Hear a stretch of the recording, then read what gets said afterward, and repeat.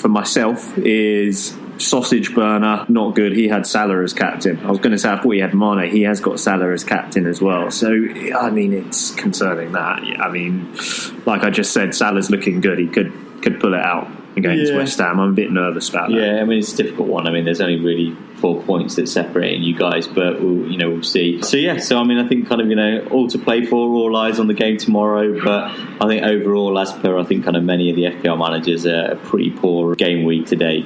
Definitely. And NVD, last question, what do you think about the chances of Van Dijk getting a hat-trick tomorrow? The reason I ask is Patrick Vieira has captained Van Dijk for the week. This would propel him up into really would. Not a bad idea. Not bad. I can see where he's coming from in terms of the clean sheets, and obviously Van Dijk pops up for get a few goals for a goal. I think it's not a bad shout. I think even though West Ham are playing at home, whether we'll keep the clean sheet, maybe not, but it's always a good shout for Van Dijk to get on the. And Van Dijk's got more points this season than Robertson, and he's 0.5 cheaper. I've seen a lot of people backing Gomez recently, but I don't think he's going to get the points compared to those. No. I mean, Gomez doesn't really get into kind of goal scoring opportunities. For him, it is just banking on the clean sheets, really. So all to play for in our league, as it is across the whole of the Fantasy Premier League. Everyone's just like, when's this bloody Liverpool game going to happen? It's been a long time. By the time you hear this podcast, guys, it probably will have already happened, but we are here on tenterhooks and looking forward to it. That's it. But you know what? We'll for all you listeners out there, we'll do a screenshot of our league on the results there from tomorrow. We'll put it on Reddit and Twitter. So by all means, check us out and you can see how we all did. Yeah, remember, guys, if you want to get us on Twitter, it's at leftbackfpl, and you can also email us leftinthechangingroom@gmail.com. There you go. Because left back in the changing room was already gone. There you go. or left back FPL on Reddit if you're a Redditor. Yeah, please do get in touch. Please give us your questions. We can only really function with you wonderful people listening to our absolute tribe. our fantastic views. Sorry, I got that wrong. Professional views. Professional, very professional. Right, NVD, that's pretty much part one. I mean, we do usually at this point have the one Klopp, one flop. This game week's still on. Are we in a position, do you think, to do a one Klopp, one flop? Well, we can do a mini Klopp and mini flop. Let's go for the mini. We can do the mini. Baby Klopp, baby flop. Baby, exactly, that's it. I think the baby Klopp. I don't know, Jimmy Ferg. I don't think you ever got it. So, well, hey. I think this is why I came tonight, boys. Exactly. I'll have to give it to yourself. Corona mask in the air. Yeah. So throw out the window. I think you. Thank you, sir. You've definitely outdone yourself in terms of the league. Who do you reckon for the flop? It's a tough one for the flop, and there's many injuries. Yeah, it's easy to give it to Patrick Vieira because he's got the lowest, and I don't really want to have to because he's done quite a smart thing going Van Dijk. I like his industry and what he's tried. Mini flop at the moment. I think Sean the John McGinn fanboy got the Klopp, didn't he, a few weeks back? Well, he didn't even give it to Surf, he gave it to Aguero, but it should have been his. He's gone Robertson, so he's done something different. I do think I reckon Ricky Pellegrini's triple captain choice is the major flop. I think that's bang on. Major flop. I was going to give the flop to Mane, but it's not even a mini flop. Yeah, exactly. No, I think that is. He should have foreseen that. He had a dream. He said that he saw the. And there's an actual kind of there's a triple captain hoodoo for the past, I think now third season, where it's been low scoring. Hellas has always got 3 points or 0. There was it's anybody whose name ends in ANE has scored poorly. So I think kind of 3 seasons ago it was Kane. Really, and it's crazy. And then it was Sane last season, who many what a hoodoo. And now Mane, and don't go for an Arne. Exactly, that's it. So you know what, FPL managers, this is like some gold here. So next season, that's it. It's gold. It's not all stats and it's in the name. Exactly. So if there's a new Arne on the scene, just kind of steer clear for the captain. That's it, definitely. So that's half time. Me and NVD are off to go and get ourselves a beer. We'll be steering clear of Arne's on the way down there, ducking and diving. We'll be back in part 2 with a rambling from the dugout. Rambolino. I look forward to speaking to you guys then. Well, hey.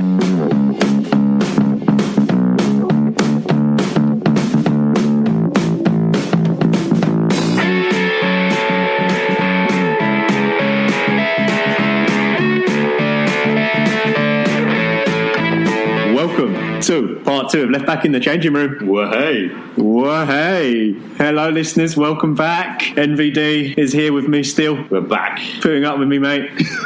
Just about, mate. Just about. I've got a replenished beer to get me through. So you'll be pleased to hear, mate. I have hit record just before NVD is like, make sure you hit record this time, Jimmy. It's an important. I've forgotten to do it a couple of times where we talk a lot and then we've got nothing. Anyway. Oh, what's that? Still a funky little ringtone there. That's my new ringtone, mate. It's nice, that, isn't it? Who have we got on the line? Hello. Right, it's Jim Beldane from Birmingham. Beldane? Yeah. Oh, God, not another Arne. You're not a football player, are you, Jim Beldane? In fact, I am. I am. God. You're not on the injury table, are you? Well, I've got to say, I did pick up a knock at the weekend. Of course you did. It's really bad. Honestly, Birmingham County FA, that's who I locally play for on the Sunday League. Excellent, Jim. I mean, you know what they say. I don't mean to say it, but they say don't trust an Arne, mate. I agree.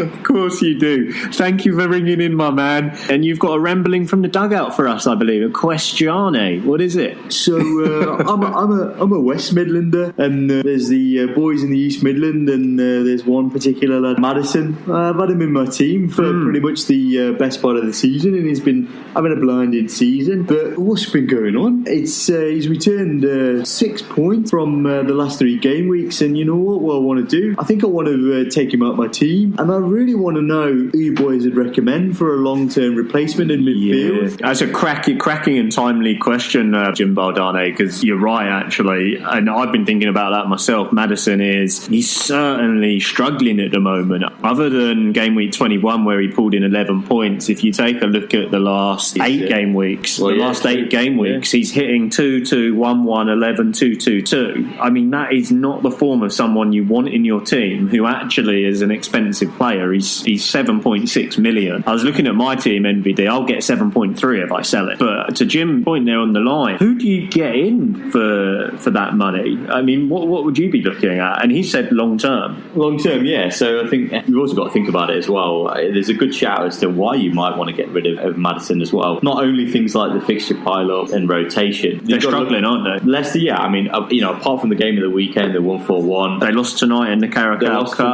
And you've got to think about their upcoming fixtures as well. Game week 25, they play Chelsea. 26, which is down as an easy game, is against Wolves, and actually Wolves are on the up. They look a great team. And 27, they're at home to Man City. I think kind of with his price range of 7.6 million, if you're going to get 7.3, if you're going to sell him, for me, there's a couple of players, and we spoke about it in the break as well. And I've got Grealish in my team. I've had him for probably about the past 5 or 6 game weeks, and whilst he doesn't return high every single game week, he's always that constant threat for Villa. He is their main man.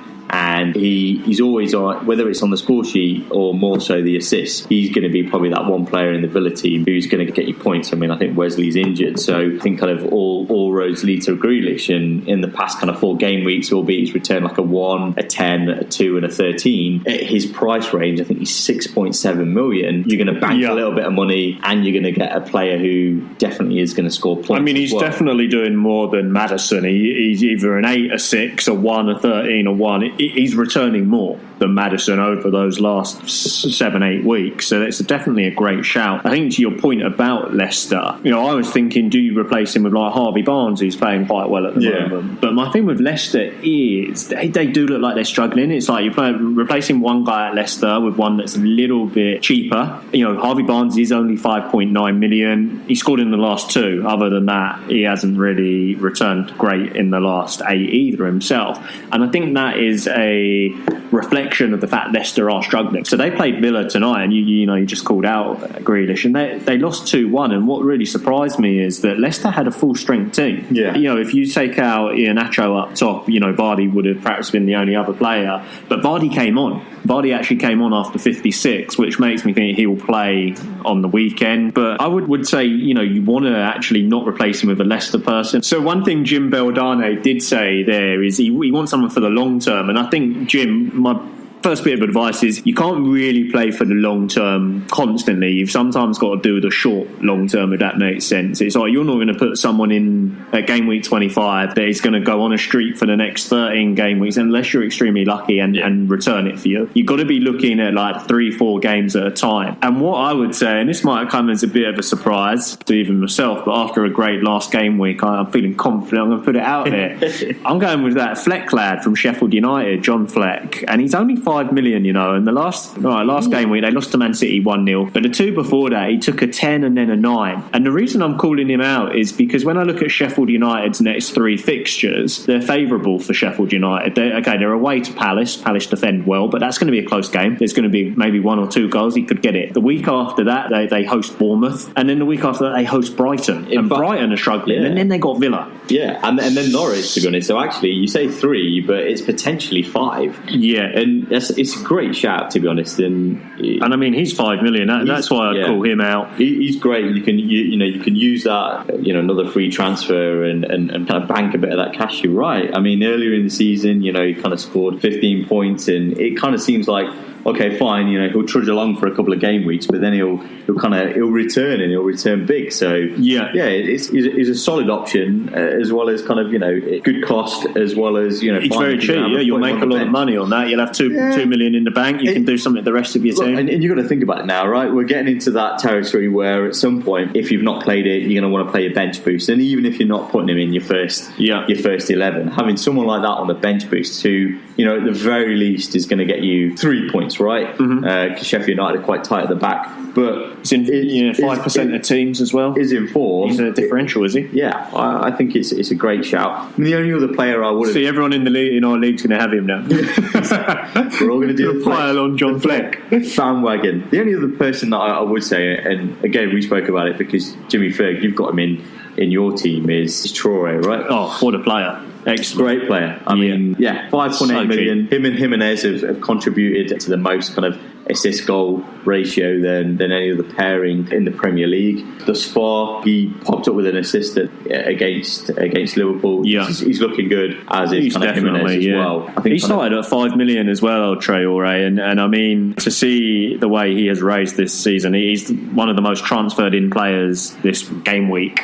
And that's game week 24. So interesting to see that. So I think that's a great shout, NVD. I would definitely look at Traore. I think your shout already about Grealish. I think Villa are actually in a nice little vein of form now, having beaten Watford with that last minute winner. They've now beaten Leicester today. They're playing Bournemouth. Yeah. Now Bournemouth actually managed to get a win. There's going to be goals there. Yeah. There's going to be goals there. So Grealish isn't a bad shout. And Villa are going to fancy themselves the week after that against Spurs. Spurs come to Villa. If you remember, first game of the season, Villa played, I think it was Spurs, they lost 3-1 in the end, but they were in it. And then the week after that, Villa have got Southampton, and then the fourth one is Sheffield United. He's a great shout, Grealish. Yeah. The only others, mate, to sort of talk about, I think, before we move on with the show, people around that money for Maddison. You have got Willian, you've got Mason Mount, you've got David Silva potentially. I mean, they're ones you could get. David Silva seems a bit out of favour at the moment.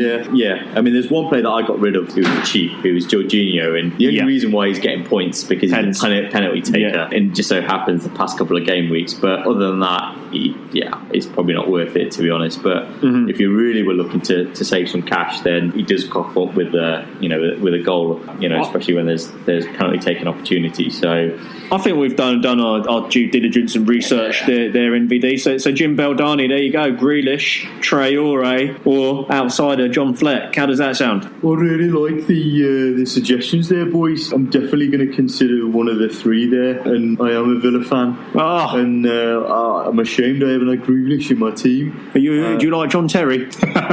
He's all right. Man after your own heart. Man after my own missus. But of course he is. But I'll take Grealish. So thank you very much, lad. And you got it, Jim Beldano. Thank you for the call. Best of luck on the injury table. Hope you get back to fitness soon. Keep listening to us as well, my man. Will do. Thanks very much, boys. Excellent. Thank you very much, then, Jim. There you go, listeners. That was a really timely question, actually. I do think Leicester are struggling, and hopefully that helps everyone out a little bit with our thoughts. There are other players out there. We don't always get it right. We think we do, but if we do, we'd be top. But we are the top 1,000. We've got a few people up.